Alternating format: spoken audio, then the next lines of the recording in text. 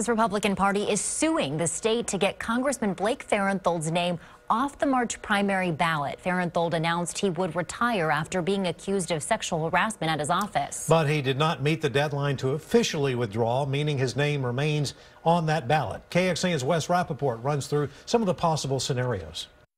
I'm announcing my decision not to run for re-election. Corpus Christi Republican Blake Farenthold says he won't run for office again, admitting an unprofessional office environment. The state Republican Party is taking the case to federal court, hoping to get him removed from the ballot. Unfortunately, there are some conflicting deadlines under Texas law that prevent this from happening. It's pretty likely to be unsuccessful, then he will remain on the primary ballot.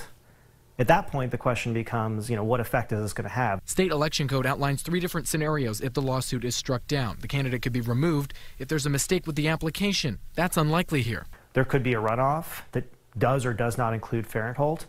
There's even a possibility that he wins that race without actually desiring to win it, which is really what the Republican Party is seeking to avoid. Both of those scenarios leave a window to withdraw, but make it tough to replace the party nominee. Texas Democrats said Farenthold should resign immediately amid the allegations against him. An official said, quote, Blake Farenthold should immediately leave office for his vile behavior. A PR stunt not to run for re-election is simply not enough.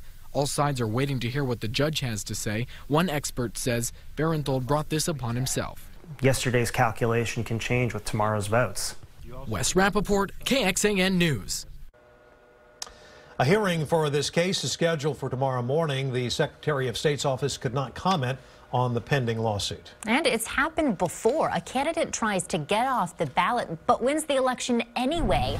Take the case of Martha Dominguez. In 2012, the El Paso Democrat tried to pull out of the race for State Board of Education in District 1.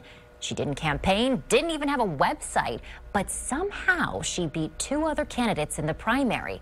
After that, Dominguez changed her mind and said she'd stay in the race. She beat the Republican candidate and served her 4-year term. Dominguez received a commendation for her service from the Texas Education Agency at the end of her term.